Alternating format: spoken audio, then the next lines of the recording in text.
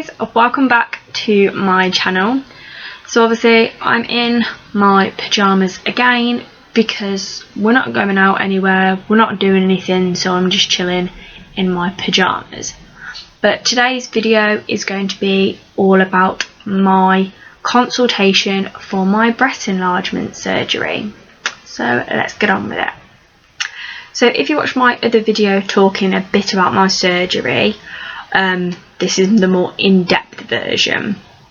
So in that I said the company I've gone with is Enhanced Medical Group. So I'm going to talk a little bit more about them. So I was doing a lot of research and I came across Enhanced Medical Group. They advertised on Facebook and Instagram to me. Obviously I thought, okay, you know, came up with a pretty good price. I thought I'd give them a call and speak to them a little bit more. So I went onto their website and requested a call back. They got back to me the same day and just talked me through the whole process of how it would work. Of that, I would go to a consultation at the Bromsgrove Clinic, because they have different clinics all over, but Bromsgrove Clinic was the closest to me. So they explained that that's where I would have my consultation, and if I was to go ahead would be where I'd have my pre-ops and post-op appointments. The only thing that doesn't take place there is the surgery, and that the surgery would take place in the Hammersmith Private Hospital in West London.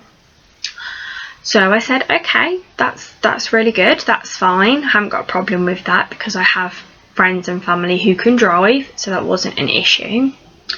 So I think it was 2 weeks after that I was able to get a consultation.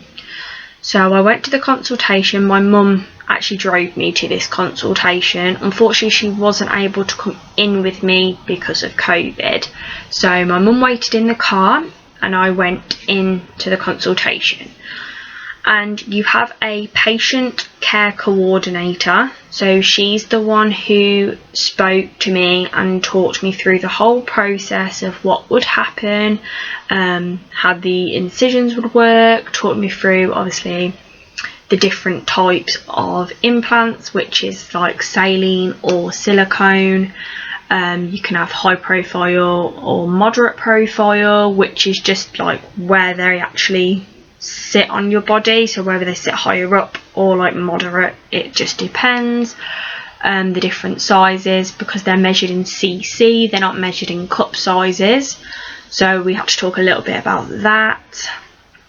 And then she also spoke to me about where the incisions would be, and the incisions will be underneath just where your bra strap would sit, so it will be in the crease of your boobs.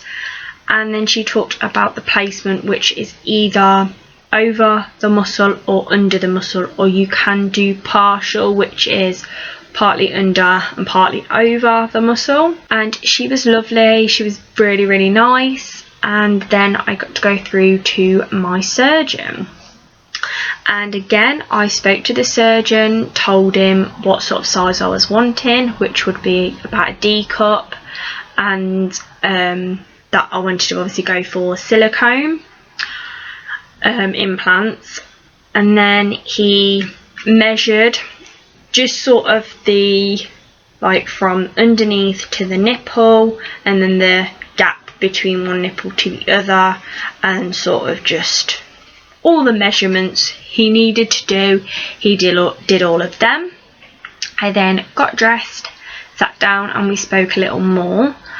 So my surgeon recommended that I had 400cc silicone, and it was going to be under the muscle, high profile.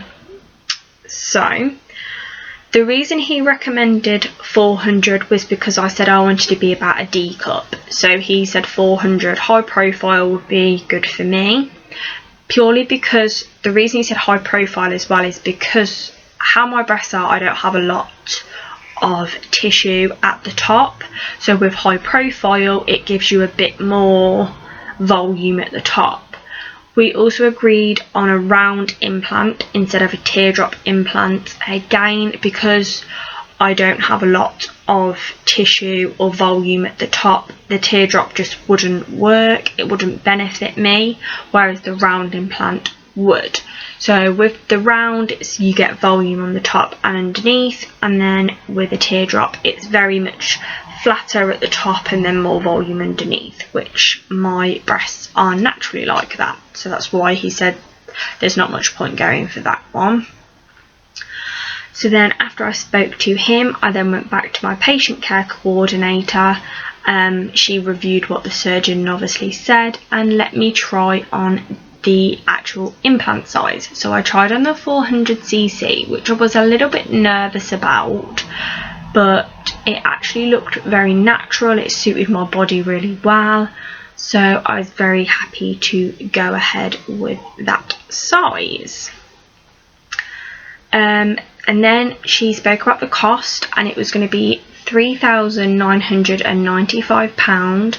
That included all of obviously the surgery and sort of like a 12-month aftercare. So yeah, she talked me through the price, and it was going to be £3,995 for the surgery. That included a 12-month aftercare, so if anything went wrong within those 12 months, they would fix it and deal with it as needed. The only other thing was that you have to get medication on a private prescription. It's only £9, so it's not that much. But obviously, one big thing and one tip that I would really recommend would be, when you're looking into any type of surgery, would be to set aside so much for the actual surgery and then have a little bit left over for extra costs. Things like if you need to stay in a hotel, which I do because I live over an hour away from where the surgery will take place, I need to stay in a hotel the night after surgery. So my surgery is on the 7th of February, which is a Sunday. It's done as a day case, but I need to stay in a hotel nearby that night, so the Sunday until the Monday. So you have the cost of the hotel, prescription, any food while you're there, obviously out of the hospital and just staying in a hotel, you'd need food while you're there, and any extra bits and bobs. So I've had to buy other bits like pyjamas that button up at the front, some jackets, certain pillows, and things like that. So there's a few things that you do need to consider when looking into surgeries, that it's not just the surgery cost, it's extra expenses after that. And another thing with the surgery is that you are covered for 10 years, not by actually the company, so I'm not covered by Enhanced Medical Group, I'm covered by the maker of the implant. So if for any reason in those 10 years the implant ruptures, I am covered and I have a warranty with that actual company who make the implants, so like the manufacturer. So then I can claim through the manufacturer and they will give me compensation to go and have the surgery redone. And with that, I don't have to go back to Enhanced Medical Group. I can go anywhere because it's not done through the actual company Enhance, it's done through the manufacturers of the implant. So obviously there's a lot to consider when getting any type of cosmetic surgery done, because it's a voluntary surgery. So they talk a little bit about being under general anaesthetic, because some places do something called twilight sleep. So it's where it's a bit hard to explain, but I will give it my best shot.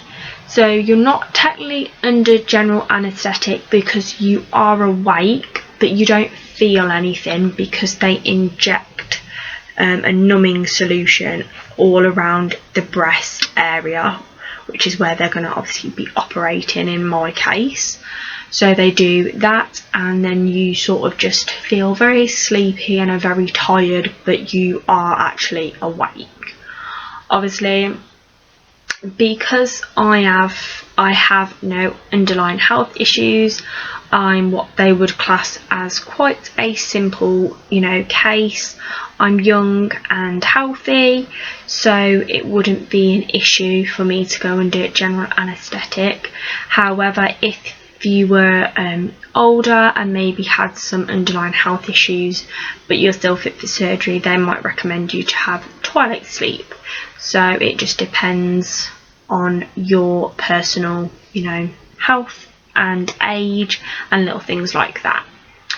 Obviously, it's not just as simple as going and booking and there you go, you can have the surgery done.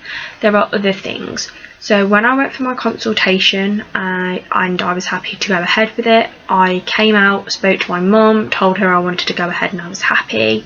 You then go back in and I paid a £500 deposit to secure the day of surgery.